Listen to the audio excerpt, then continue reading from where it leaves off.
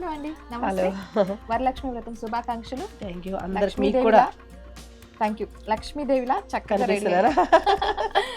Ready అయ్యారు. So that నాకు 2 బూరెలు ఎక్కువగా ఇస్తారు. అందుకనా ఈ రోజైతే నేను బూరెలు చేసి చూపిస్తున్నాను.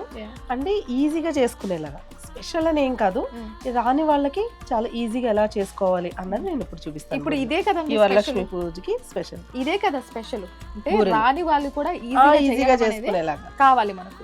సో ఇవాళ ఎపిసోడ్ లో మేము అమ్మవారికి నైవేద్యంగా పూర్ణం బూరెలు ప్రిపేర్ చేయబోతున్నాం. బెల్లంవే కదా. పూర్ణం అంటే ఇంకా బెల్లంతో చేసేది, అది ఇంకా వేరే ఉండదు. ఇంకేం వేరు, బెల్లంతో చేసేది పూర్ణం బూరెలు. సో ప్రిపరేషన్ ఏ విధంగా ఉంటుంది, దానికి కావాల్సిన పదార్థాలు ఏంటి ఇప్పుడు తెలుసుకుందాం. నేను ముందే పప్పు అది ఉడకబెట్టి పెట్టాను అన్ని, అంటే ఒకటేసారి కాకుండా రెడీగా కొంచెం రెడీ చేసి చూపిస్తున్నాను మీకు. ఇందులో ఏంటంటే మినపప్పు బియ్యం కలిపి నానబెట్టుకోవాలి. మార్నింగ్ చేసుకుంటాం అన్నప్పుడు నైటే నానబెట్టేసుకోవాలి. మినిమం ఒక 5 hours అయినా నానాలి.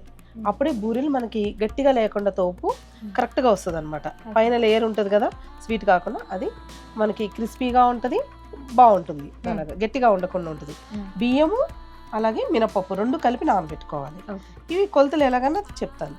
ఇక్కడ శనగపప్పు కుక్కర్లో ఒక 3 విజిల్స్ వచ్చేలాగా, బాగా మెత్తగా అయిపోకూడదు.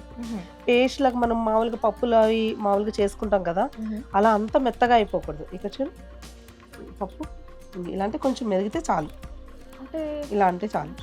అంటే ఇంకా మెత్తగా అయిపోతే పేస్ట్ లాగా, ముద్దపప్పు చూడు పేస్ట్ లా అయిపోతుంది, అలా అయిపోకూడదు. అంత పేస్ట్ లాగా అవసరం లేదనమాట. నార్మల్గా ఇలా మనం చేతితో ఇలా పట్టుకుంటే మెదిగితే చాలా.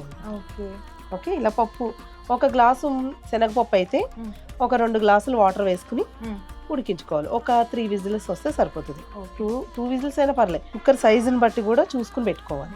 ఈ జాగ్రత్తలన్నీ కన్సిస్టెన్సీ, ఎందుకంటే అందరి దగ్గర అన్ని సైజు కుక్కర్లు ఉండవు. చాలా మంది దగ్గర 1 ఉంటుంది లేదా 2 ఉంటాయి కుక్కర్స్. అలాంటప్పుడు ఏంటంటే దొరికింది గమ్ముని పెట్టేస్తూ ఉంటారు కదా. బాగా పెద్ద కుక్కర్లో పెట్టి క్వాంటిటీ తక్కువ ఉంది అనుకోండి, 1 విజిల్ చాలు.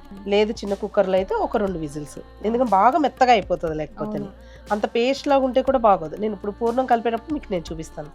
అలాగే పచ్చి కొబ్బరి తురిమేసుకుని పెట్టుకోవాలి. పచ్చి కొబ్బరి తీసుకోవాలి.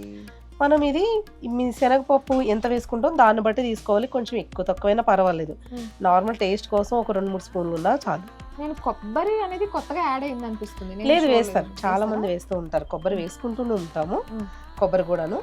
అంటే మన ఇష్టం, కొబ్బరి వేసుకోకపోయినా పర్వాలేదు, కొన్ని కొబ్బరి వేసుకునేసరి ఇంకా రుచి బాగుంటుంది అనమాట. పూర్ణం బూరెల రుచి బాగుంటుంది. ఇంకా